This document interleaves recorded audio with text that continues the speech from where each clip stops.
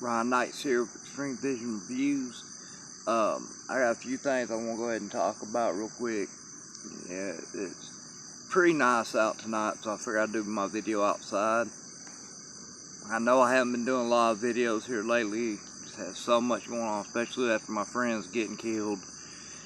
It's just been a really bad situation all around. One, I did get the Honda up and going somewhat. I still need 2 rear tires, but I got at least driving for right now. Ooh, got a little heat lightning going on. 2, I got a phone call yesterday from an FAA agent. I think I want to say his name was Gary Buse or Greg Buse, something like that. Supposedly it had to do with my YouTube videos. Someone had filed a complaint against me, saying that I was not adhering to the laws of the FAA. And just as he said, most people don't even know what the rules are that are filing the complaints. So there's an investigation going on me through the FAA.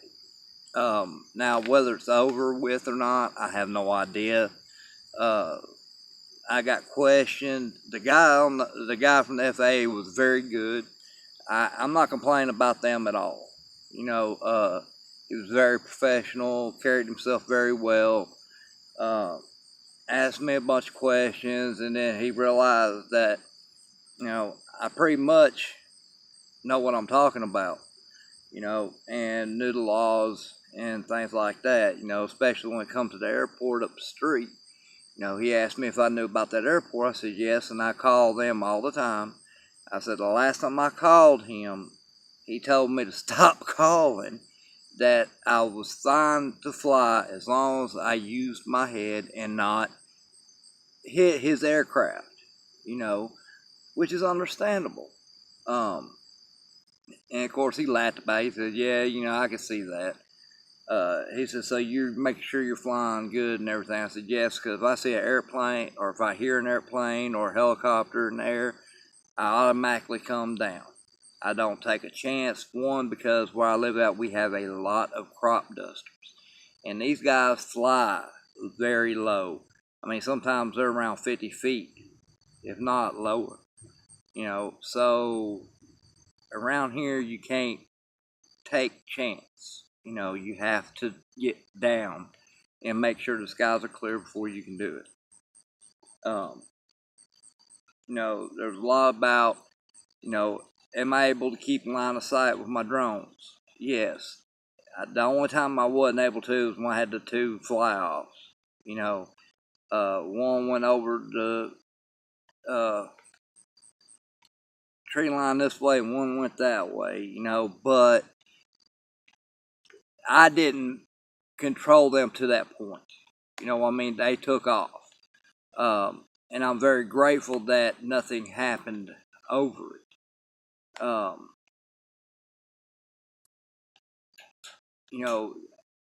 He didn't specify any of the videos.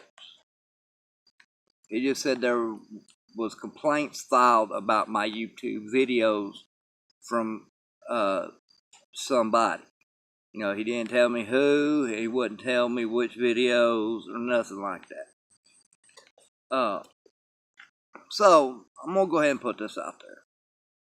If you don't know the laws, if you don't know the rules to flying drones, you need to educate yourself before you go trying to get somebody else in trouble just because it's something that you don't like.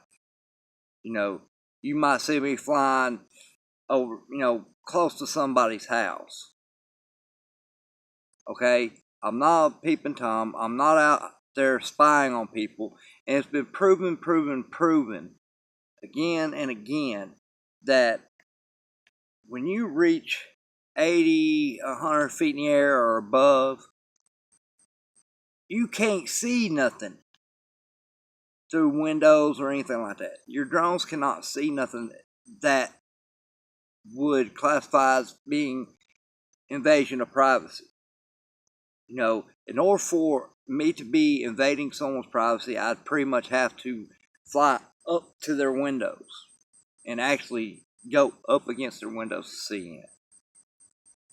Or they could have a fenced-in yard and they're all out there naked having a pool party. And if that's the case, you know, I'll turn around. I don't want to see it. You know, I'm not going to spy on somebody like that, you know, because morally that is wrong. I wouldn't want someone doing it to me. I'm not going to do it for someone else. My thing with flying drones is I'm sorry, I just like flying them. I like videotaping the sky. I like seeing the cities from above. It's beautiful. You know, I'm not trying to pinpoint certain people. I mean, that's stupid. You know, unless you're trying to find a friend of yours, but, you know, that's kind of stupid all in the long run. So, yeah, whoever it is that's trying to get other people in trouble, just stop. I mean, the FAA ain't what a lot of people make it out to be. You know, sometimes they can be hard asses, yeah, of course. You know, sometimes they gotta be. But, like with the guy yesterday, I mean, everything was fine. I mean, I had no issues talking to him. I had no issues with anything I said. You know, and even he said that he was comfortable in my answers because of how quick I answered and how much knowledge I had behind each answer. You know, so it wasn't like I could sit there and read a script because I didn't know they were calling. So that should tell you right there.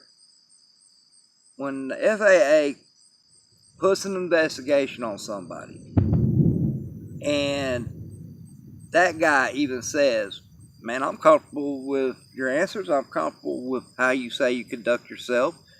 I don't see no issues. Then what is the problem with the people trying? What was the complaint? You know, what did someone think that I did so wrong they had to complain to the FAA? You know, was it my 3-mile flight that I did? I had a spotter. I made sure that my aircraft could be seen at all times.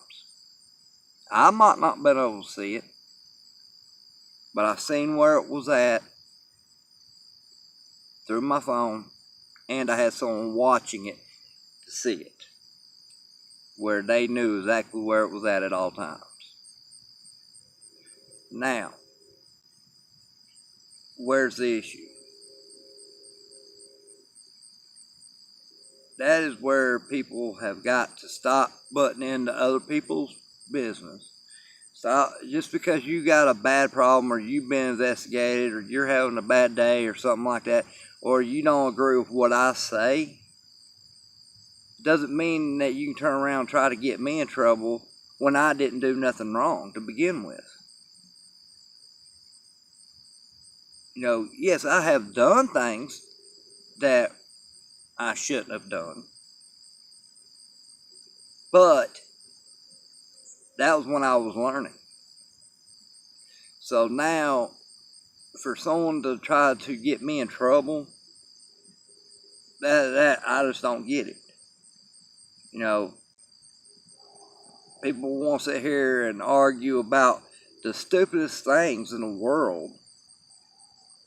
I mean, the definition of certain things, when in reality, both of them are right. You know, I mean, there's just so much stupidity, it just drives me up the wall. You know, you want to start something with somebody, do it a different way. Don't do it like that. I mean, at least be, you know, don't be a coward. You know, you got a problem with something I'm doing, message me. Hey, look, I got a problem with you. This is what I think you're doing wrong. Okay, cool. You know what? I'll have a lot more respect for you. You know, anybody that can come say something to my face, and point out what I'm doing wrong, I got mad respect. I'm not going to start a fight over it because you see something, you're pointing out something I did wrong. That means that I need to check myself. Why should I be mad over it? What upsets me is when people go behind my back and attempt to get me in trouble. And when you start messing with the FAA, that's not just getting me in trouble. You're trying to get me fined, jail time. I mean, that is serious shit. And so I don't appreciate it. If you had a problem with something I was doing, come to me. But obviously you had some problems that you thought it was necessary for you to do that to me. But it come back to you because whoever it was just wasted not only their time, but the FAA's time, because even he thought it was, he goes, man, we get calls like this, we have to put out an investigation, we have to do all this research, we have to call the people up. He goes, and really, when it's like a case like yours and there's nothing to it, it's a waste of our time. Where we could be focused on stuff that is a problem. So y'all take that in consideration. You got a problem with somebody, you're gonna do something, you're gonna try to get them in trouble with the FAA. But they did nothing wrong. I mean, seriously? That's low. And you wasted their time, my time, and your time. All because you didn't agree with something. When it could have been dealt with just by contacting me, and it would have just eliminated the whole situation. But, it is what it is. Now, whether the investigation's over with or not, I have no idea. I just know it sounds like it is, from what he said. But they can always go back and look through my YouTube. I have nothing to hide. If I did something wrong, by all means, I did it. But he's well aware of how things were going, that I might have made mistakes, but I've been trying to learn my way and correct them. So, where's the fault in that?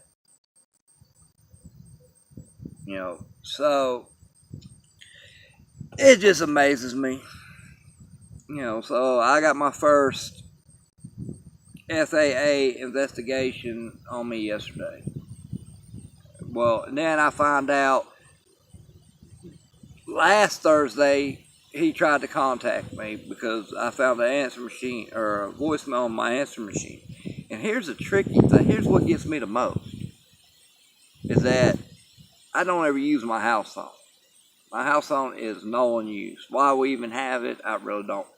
A lot of it's just because of relatives that's the only number they got to get hold of us. Everything I've ever used is my cell phone number. But this guy's calling my house number. So how is my house number connected to me, because it's not even in my name? That's what I don't understand. So it's weird. But it is what it is. God, that wind's starting to kick up. Now, on to other news. I have an old buddy of mine, Kitrik. Man, this boy grew up. We've been through a lot of stuff together. Me and him worked on cars together. We spent a lot of time working on cars together. Well, he just recently moved closer towards me. So we haven't been able, because he lived over an hour away from me. So we haven't had a lot of time to talk and hang out and stuff like that. Well, he just recently moved closer. Like, he's literally like 15 minutes away from me now. Well, he's always wanted to get into drones. Well, I gave him his opportunity. I loaned him a couple of drones, let him, work with them. And he got to fly the Phantom yesterday. And for those of you that don't know, yes, I got my Phantom 3 back, but the camera was destroyed. Not too bad. I've been told it's fixable. I am going to try to fix it. The ribbon cable was broke. I've got a new one of those in now. I've found a couple of links here and there to show you how to repair and put them back together. So hopefully I'm able to, because none of the pivot arms or anything like that were broke. One of the magnets had come off the arm or separated. So I don't think it's that big of a deal. I don't know. I said, we're going to try it. I got to do a lot of cleaning and everything else to get it to work right. And hopefully this works where I can have my actual camera back. Because right now I have a regular action camera, one of them cheap GoPro wannabe cameras. But it's got good picture hooked up to the Phantom right now. But with that, you can't adjust it. You got to adjust it on the ground to how you want before you take off. It does have Wi-Fi, but the Wi-Fi connection is only like 30 feet, maybe. So I pretty much just don't even mess with the Wi-Fi. I turn it on, and I use my GPS as my guide to what I'm doing. Well, you don't get the best shots in the world because you can't really see what you're shooting, but it works better than what I've been doing without one. So we're going to try to fix it. Now, me and him are talking about starting a business together. Granted, yes, me and him both have to get our Part 107s. Right now, we got a few places that want to help us in less practice. Insane. What is it? Something Insanity Park. Okay. It's out in Madison, Alabama. Me and one of the guys, John Green. He's assistant manager or something like that out there. Me and him had a talk. He's all for it. He's going to let us do it. But we want to do it on a night where there's a lot of people, so that way I can show that there's business. There's a lot of things I want to do. They got an outdoor skate park, arcade, rock climbing wall, batting cages. I mean, it's cool. They got a bunch of stuff there to do. So I really want to get all that in doing the drones. And a lot of it's going to be outside. I really don't want to do a lot inside. I want to do a lot more outside. So we're all talking about trying to how to do this. And of course there's no pay involved. This is just something strictly to do to try to build up my portfolio until I get my 107 in. When I get my Part 107, then I can start, charging to do it. Like I said, it's all in practice. Kitrik's down to do it. He wants to learn the drones, but at the same time, he just wants to help me spot and get used to everything first. He flew my Phantom 3. He loved it, and he's already wanting one. And like I told him, I was like, you know what, dude, I got enough of the little bitty drones, little crap drones. They don't even worry about working your way up. Save your money, buy what you want. And until then, you can play with all my other drones, get used to them.